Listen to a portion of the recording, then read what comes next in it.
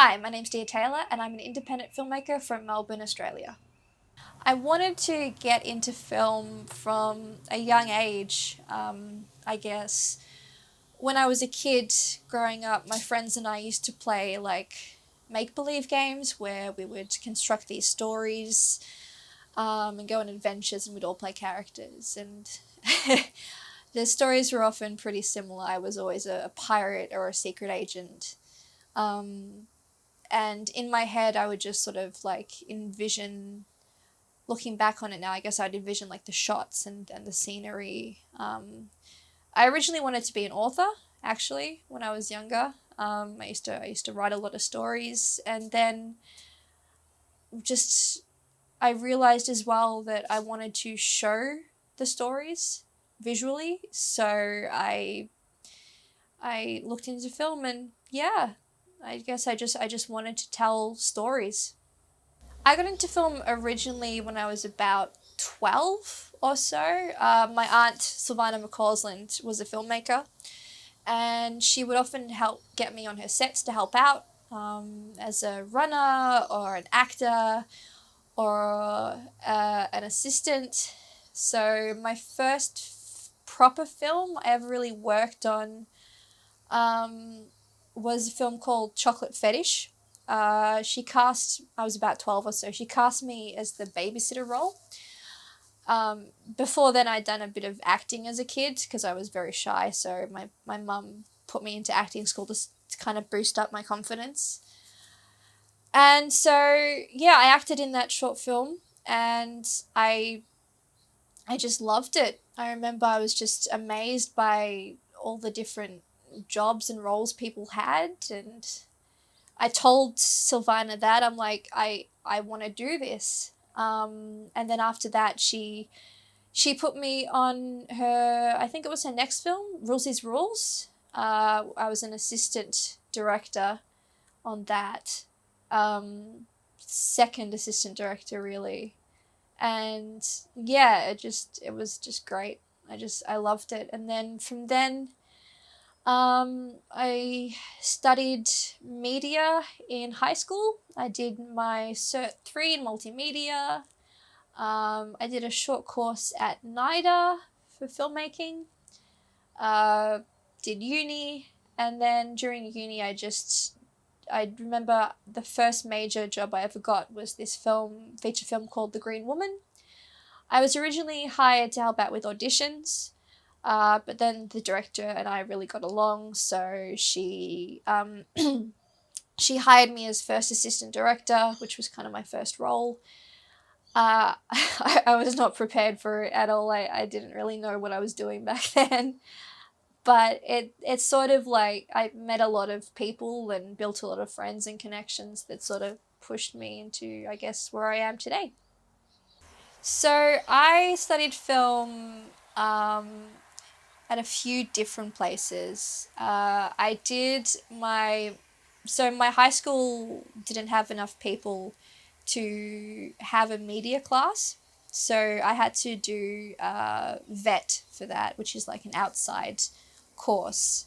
So I did my certificate three in multimedia at the Gordon TAFE in Geelong, which I graduated in 2012. After that, I went on to do my bachelor degree of film at SAE in Melbourne. Before that, I also did a brief course at NIDA for filmmaking. Um, and I am currently in the process of applying to do my master's at VCA. The first film I ever personally made, I guess I worked on little films here and there as a kid growing up, but the first film I guess I would say that I made was this short film called Beauty and the Beast.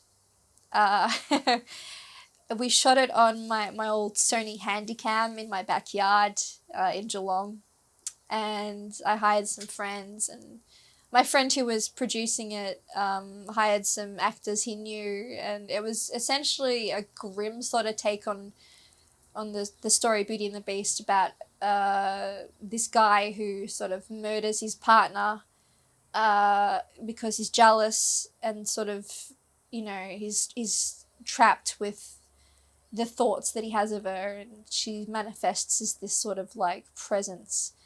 Um, it was, yeah, it's definitely a first film looking back on it. Um, but it was a good learning experience, and yeah, it was fun. Beauty and the Beast.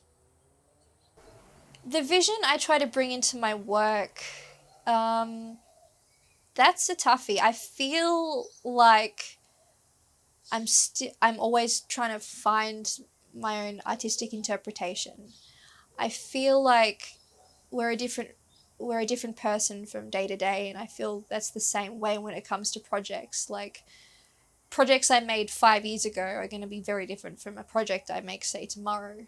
They're going to have different messages. But I found a running theme throughout all my works is just they're all very character driven. I love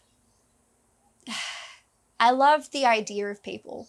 I love different characters and how they relate to situations and how people grow as people, and the things that move us.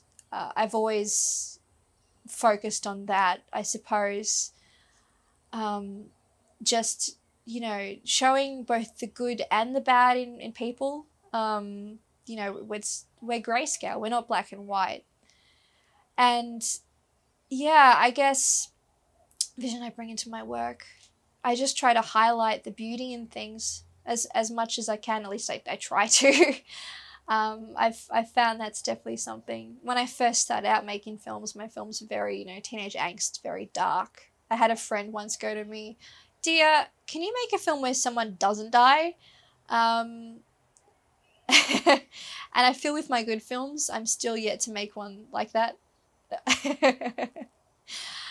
So yeah, definitely character driven dramas. My vision is, to show the beauty of people.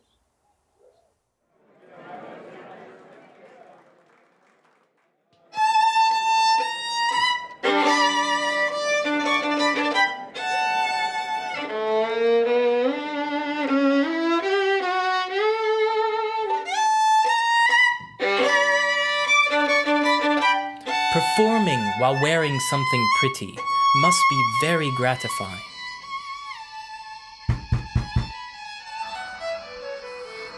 I, however, have always respected the freedom of my music. Never attempted to sway where it took me, and never talked back when it demanded of me. My music is better because it is not for my own personal glory. I answer when it calls.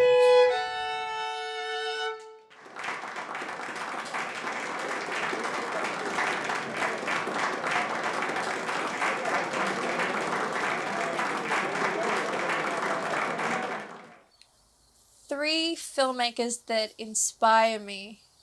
God, these are hard questions. I guess first I'd have to say my favorite director of all time, Tom Hooper. We don't talk about his most recent film, Cats. We don't talk about that one. But I first fell in love with him as a filmmaker with The King's Speech, and then his next film after that, Les Miserables, is my all-time favorite film, and I love the sort of aesthetic and mise en scène that he brings to each film. I love, the look of it. It's very sort of like washed out, and the colors and the stories as well. They're very character driven, and I love character driven stories. Um, and yeah, and his other films too, like, Red Dust and all that. The Damned United. But yeah, he also directed an ad for Captain Morgan Rum, the pirates on the pirate ship, and I love that ad. And I didn't actually realize that it was him until later on, and I was like, "Oh, that's so sick." Another filmmaker that inspires me, I guess, would be Julie Taymor.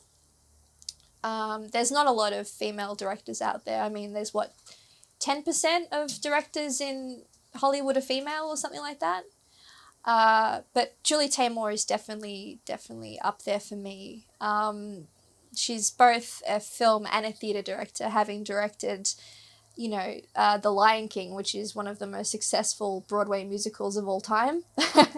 And then she goes to make Frida. My favorite film of hers is actually Across the Universe. I stumbled across that film. I don't remember how, but it's a modern musical, a musical with the Beatles songs, and it's about revolution and love, and it's quirky and unique, and I just love it. I love her sense of, I guess, color again and quirkiness. Yeah, and yeah, I guess a third filmmaker that inspires me, I'm gonna have to say it would be Baz Luhrmann. I'm not a fan of him now. I thought the film Australia was terrible. But when I was a kid, I used to go to my aunt's place and I used to watch Moulin Rouge on repeat. Not sure if you're aware, but I like musicals. And just, yeah, I love Moulin Rouge and then Strictly Ballroom, Romeo and Juliet. I know everyone hates it, but I love it. I love classics and how he, put the classic language in with the modern approach. I've always loved, and having an Australian filmmaker get to where he is today is just phenomenal. Three films that inspire me. I guess the first one would have to be About a Boy. Um, that was probably the first film I ever really fell in love with. Mum used to play it for me like once a month or something when I was a kid, and I guess I could just relate a lot to it because I was from a single parent household myself and an only child, which is what the film kind of centers around. Um, and once again, I guess it's just and it's a British film as well. My half my family are British, so I could also relate to that. Um, and it's just, yeah, once again, a character driven story, which is what I love. Nick Hornby, who wrote the novel as well, is one of my favorite authors. Recently, I've obviously fell in love with the film before I knew about him, and then growing up, I read a lot of his books and saw his other films that he's helped with, and I just, yeah, I just fell in love with it. And About a Boy is definitely, I've found, inspired a lot of my work to date in a sort of dramatic story sense. Another film that inspires me, I would have to say my all-time favorite film, Les Miserables, 2012. Uh, it's I can't explain it. It's just every time I watch it, it just ignites something in me. I mean, I love, the musical. I'm obsessed with Les Miserables as the musical. I've read the book, I've seen the stage show, but the film. I mean, there's been a lot of adaptations of Les Miserables. There was one in the 90s. There was one in like the 40s, I think. There's been a few French ones, but the 2012 version I just thought highlighted both the stage play and the book itself in such a beautiful way that just it showed the beauty as well as the poverty of everything, and I try to do that in my own work.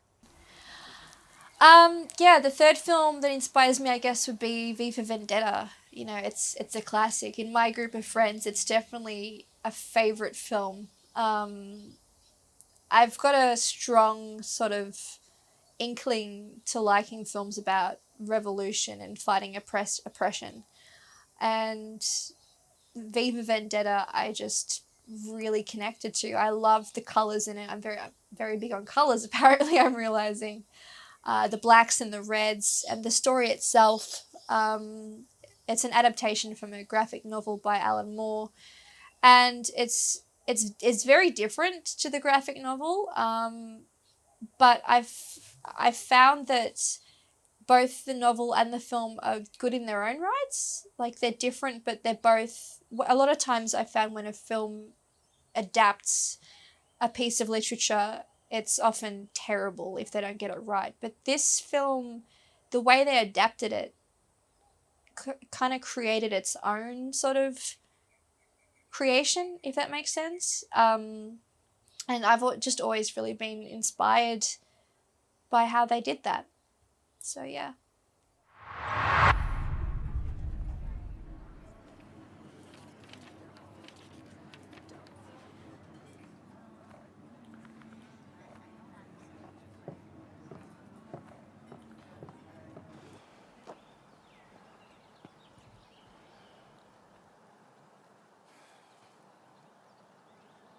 Wow.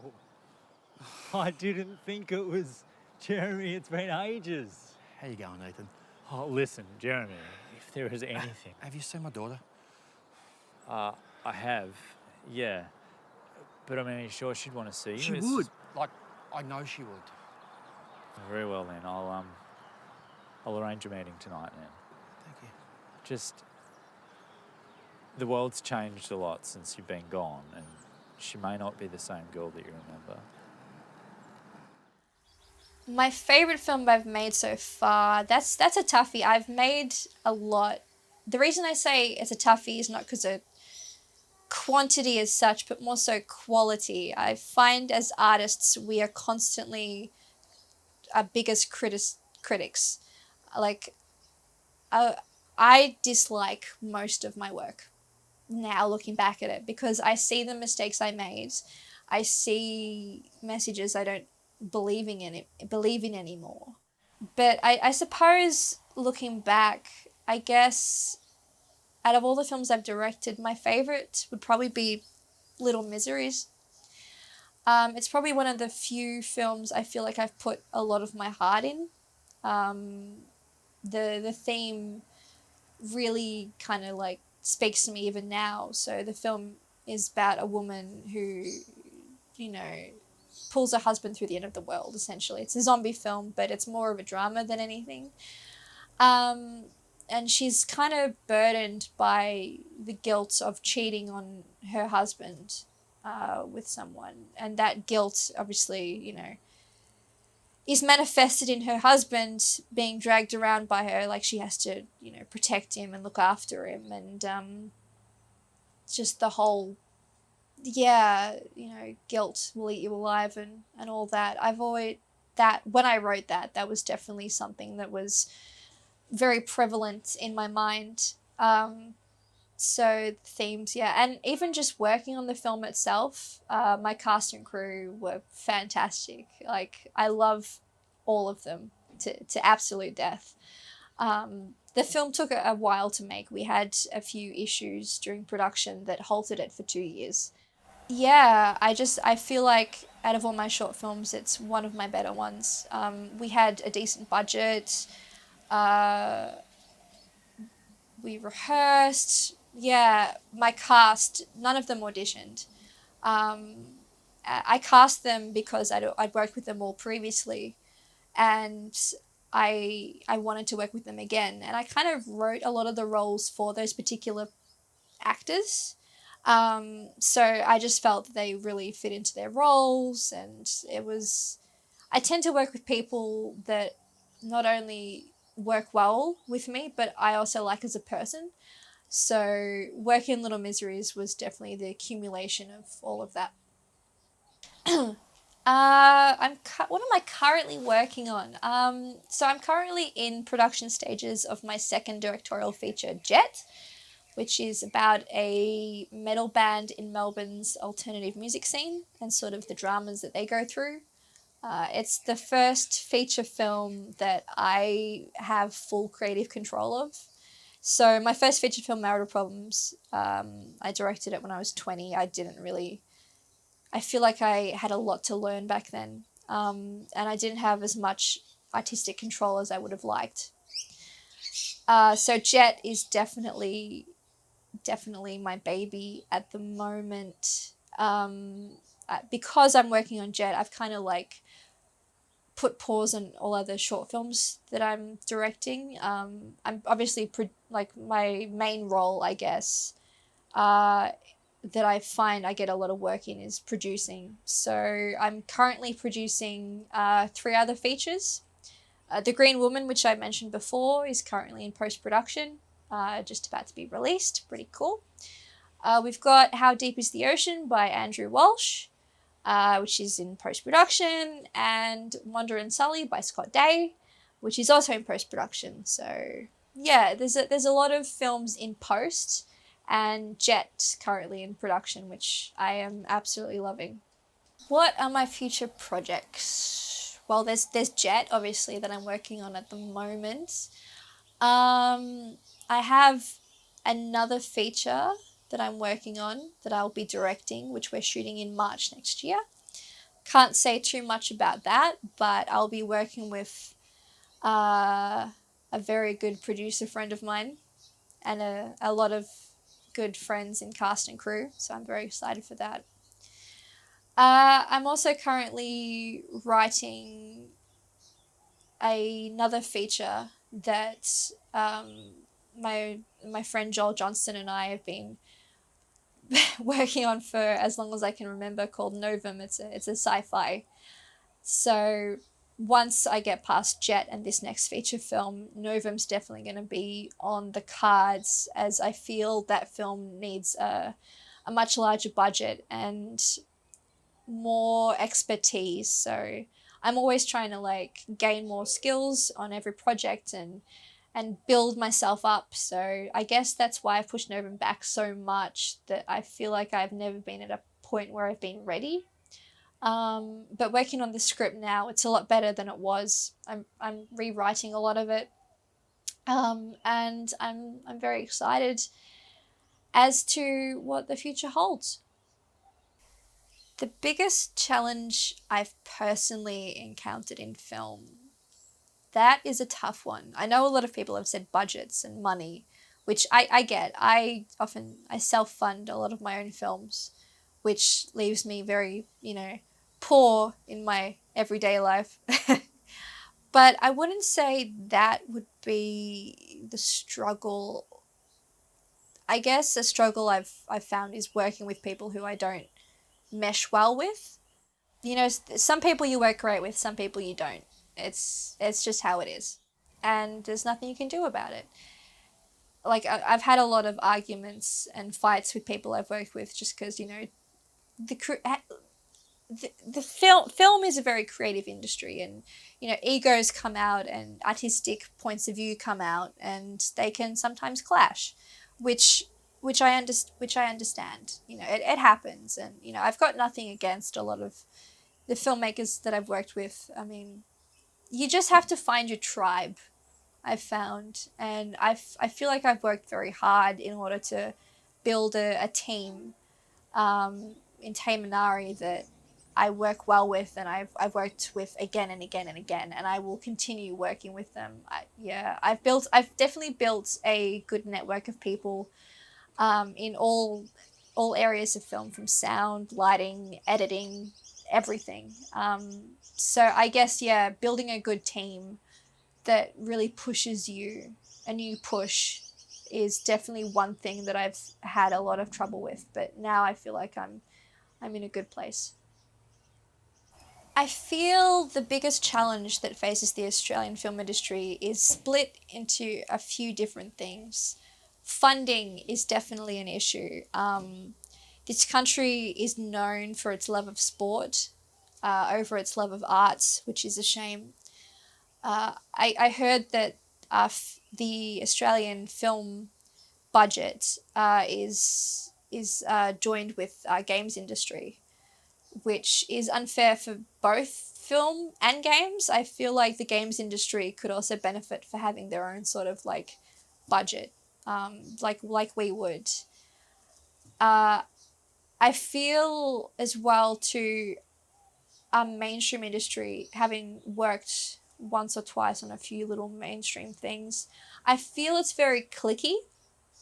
I feel like the main big guys don't really let new guys come in too much. That they're all kind of stuck in their ways, would explain why we seem to have similar shows show up again and again and again. I mean, every now and then we'll have a fresh face, which I've found has really worked well. Like when Underbelly first happened, that was a success. And then obviously the studios were like, okay, this is a success. Let's do 10 more seasons, and it wore out. So I found, yeah, it's definitely clicky.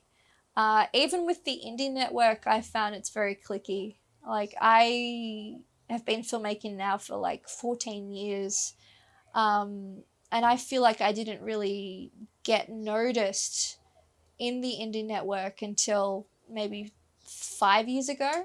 Um, yeah, that's one thing that, I mean, obviously our indie network doesn't have the budgets as the mainstream guys, but I feel like the indie group needs to really, like, we have a fantastic network, but I feel like if we just keep pushing each other to be better and keep it up, will be great. Yeah, so funding, like the British film industry is funded by the National Lottery. The American film industry is mostly privately funded, but us, we are mainly funded by our government, and our government has, yeah, which shares it with the games industry, is very clicky, like I said, and as well they have a big sort of push for tourism, of which I can understand, but it does limit a lot of mainstream creativity, I found.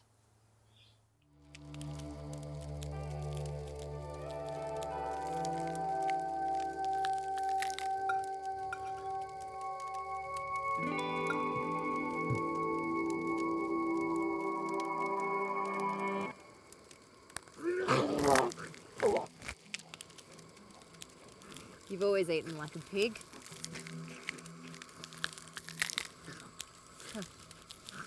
Geez, Cole, you really know how to treat a girl.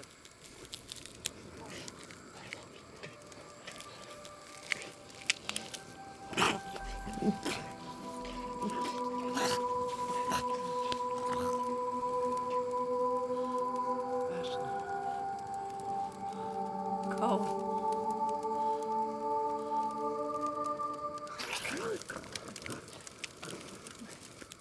Just like old times, eh?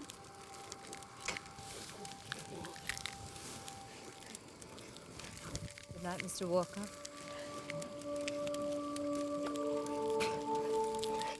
So every filmmaker has a process for choosing actors. A lot of them go through auditions. I have found that I despise auditions. I only do auditions when I absolutely have to. I just find that they're not really they're a good judge of skill, not so much of the person. And I recently have made the decision that I'm not going to work with actors who I don't personally like. I can't deal with divas. I've worked with a few divas and I can't anymore. So I want to work with people that I personally like. So what I've been doing is producing and working on a few other people's projects. I've managed to meet a lot of actors that I otherwise wouldn't have, and on set I've seen their skills, and I've obviously spoken to them as people, and we've gotten to know one another, and because of that, I've hired them on the spot for other films. I've been like, you are perfect for this role that I have. I love you. You're in like Little Miseries. Like I said, for Little Miseries, the cast I had worked with before. Vincent Cos I'd worked with on The Naked Wolf. Christian Hilton was a new one. He was recommended by my armorer John Fox, and we really just got along. And yeah, I was like, you're a cool guy. You're talented. You're a stunt coordinator. Perfect. Brooke Moss. I remember she was in this theatre production of I forgot what the theatre production was, but I was just really impressed with her performance, and I was blown away, and I'm like, wow, this woman is related to me? What? And I just, yeah, I was like, I want to work with her. So and like Lorraine Fab in Little Miseries, I'd worked with multiple times before, and I always wanted to work with her on something of mine. And when Little Miseries came up, I'm like, yeah, that's it. And now I've worked with Lorraine again and again and again and again. Oliver Midson as well. I've known him for years. He's in most of my films. Yeah, I tend to work with the same people again and again, just because I find them reliable, talented, friendly, and fun. How important is it to give unknown actors a chance? I think very important, and the same goes for crew as well. I found that a lot of the crew and cast that I've worked really well with, are, are just sometimes just out of film school. I definitely think, yeah, you want to work with people who have just, joined the industry, and just to make it better, teach people, give people a chance. I'm only here because some filmmakers gave me a chance. Like when I had no idea what I was doing, and you know, I was helped. Like Glenn Cook is a prime example. He's definitely a mentor of mine. um, he kind of like helped me to be better than what I was. And pushed me, and it's not a day that goes by that I'm not grateful for that. There's a lot of I have a lot of mentors like that, and without them, I would just still be doing what I was doing.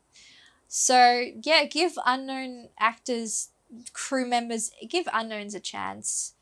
And if you see potential in them, help them to achieve it, help them. And then they will help someone else. So 100%. Dream actors to work with. I've actually got my list here. My first one, I guess, would be Joseph Gordon-Levitt. I loved him in 500 Days of Summer, and I've kept an eye on his career ever since. And he's just kind of doing his own thing now, and I think that's really cool. He's directing now, like with Don Juan and all that. And he's working on. I mean, he worked on Dark Knight Rises and all that. So he's got a good approach. And he just seems like a really cool guy, like a really chill guy. And I think we get along. Another actor I'd love to work with, Rhys Ifans. I first fell in love with him in Little Nicky as Adrian. That was definitely one of my first crushes. And since then, the same thing with Joseph Gordon-Levitt. He just seems like a really great guy, and the roles he kind of finds himself in are always very interesting. He has an interesting face, and he's one of those actors that, like, I always knew his name, but I was like, what has he been in? Who is he? And then I had a look, and I'm like, this guy has been in and done a lot. He's kind of cool. So definitely Rhys Ifans. Eddie Redmayne is my darling. Les Mis, Birdsong, The Danish Girl. God, so many things. I love his face. I think his face has so much expression on it, and is so unique. It's the shape of it. I love the shape of his face. It sounds kind of weird, doesn't it? Courtney Cox, I'd love to work with. I'm a big fan of Friends, and once again, I love her look, and her voice. I've always loved her voice. I feel like she's got more talent than she gives out. Same with Kristen Stewart. Twilight was terrible, but you watch films like The Runaways or American Ultra, and she's a good actor. She's really good. She's just had bad directors, I found. She's got range. Aidan Turner is another one. He was fantastic in Being Human, the British TV show. He was brilliant, and then they cast him in The Hobbit. It's like, what? Bob Odenkirk, would love to work with him from Better Call Saul. he once again seems like a character, you know, a really interesting character to. I love his kind of on-screen presence. Robert Sheehan, 100%. From Misfits to Umbrella Academy, his energy is out of this world, and I freaking love it. Like, it's just, he's the kind of person I want to be, you know, and no, oh god, I guess he would probably be one of my main people that I want to work with. Probably, yeah, Robert Sheehan would probably be up there. So, yeah. My favorite on-set memory.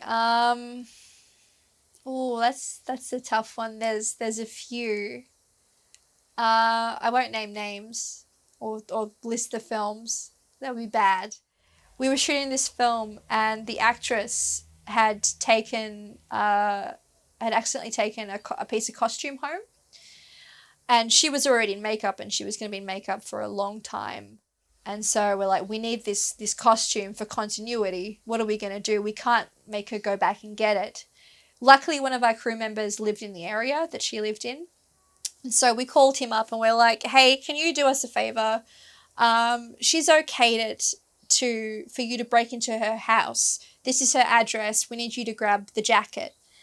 And he was a bit, you know, hesitant at first, as you would be.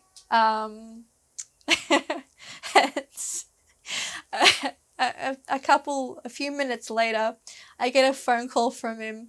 I don't know how it happened, but he'd broken into the wrong house, and he got into the lounge room, and there was like this little elderly man just sitting there, and the poor man was like, "Can I help you?" And the crew member's like, "No, oh god, I'm so sorry. No, I was meant to break into another house." So, yeah, I got one of my crew members to break into two houses for this jacket, and then the worst part of it was we didn't end up using the jacket that day. So I felt so bad, but it was beautiful. So yeah, they're my best set memories. A technique I've learned in filmmaking over the years is definitely working with actors in rehearsal. I find a lot of filmmakers tend to skip over rehearsal and just jump straight into shooting. And I just don't understand that. I feel like that's shooting yourself in the foot as a director. It's like if you made a theatre production and you didn't rehearse at all. You're just like, okay, well, we're performing today. You know, it's not going to turn out well. And one thing with the rehearsals I found is definitely going through the script line by line, and asking the actors, you know, what does this line mean? What's its motivation? Because then you can kind of grasp the actor's interpretation of the character and see if it aligns with your own. A few actors I've worked with hate it when I do this. Callum Galt, who I've worked with multiple times, who I love. Whenever we get to rehearsals, I'm like, okay, we're going to go through the script line by line. He just does the biggest sigh. And I'm like, yeah, suffer. No, he's great though. He's brilliant. But yeah, just really breaking down the script with the cast, I found, is definitely something that has improved a lot of my work.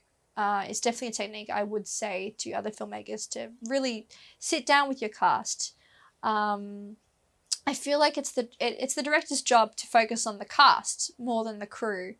And I find a lot of directors focus more on the crew. Like, you can be a technical director, I understand it, but the cast and their performances is the product in the end. So you need to really sit down with them. And I started out as an actor, as a theatre actor when I was younger. So I definitely suggest being a director, doing a bit of acting yourself, just learning some of the basics, because it's going to help. You're going to have an actor who's going to have a problem one day, and knowing the basics yourself, you'll be able to sort of help them with it. So those would be the techniques I would say I've learned. Would I want to keep my career local or move overseas? That is a good question. my goal was always to move over to the UK because I've got family there, and I feel like I've mentioned, the industry in Australia is not as good as it could be. I mean, yes, we should, not just ditch it. We should try and build it up. But I feel like there comes a point where you're just whipping a dead horse, so to speak. And I've always loved the British film industry, and I know it's a lot harder to get into than here. And they're a lot more sort of selective. But England was definitely always a goal of mine to make films over there. I thought about Hollywood once, but I went to America a couple of years ago to visit a friend, and I couldn't live there. I couldn't. My political beliefs and my beliefs in general were very different to what I find America's are. But yeah, so I would definitely move to the UK or Europe, just Europe in general. What advice I give to aspiring filmmakers is probably something I feel like I should have heard a long time ago, and that is to make films that inspire you about. Make films that you resonate with. Don't make something just because you want to make something. Don't make a horror just because everyone's making a horror, because it's going to come out shit. If you don't have your heart in it, you're going to get fatigued. You're going to not want to finish it. There's just no point. Like, I found with the films that I've really had my heart in, they've turned out a lot better than films that I've just kind of made. And I feel a lot of up and coming filmmakers, especially film students, tend to make films just for the sake of making films. And like, I get that. It's good to build your talent and learn things, but you're not going to learn anything on a project that you don't have your heart in. If it's not a project about an issue that you actually care about, it's not going to turn out well, and it's going to it's going to show that you don't really care about it. I look back on films I've made and I can tell the ones that I cared about compared to the ones that I didn't care about.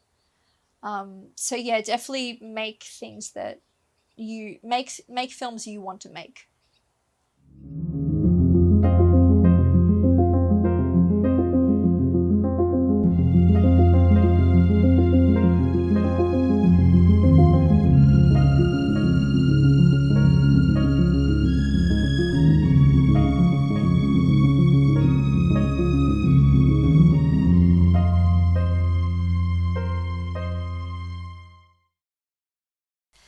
Yeah, well, it's definitely interesting being on the other side of the camera for the independents. I can see why a lot of people stutter and pause.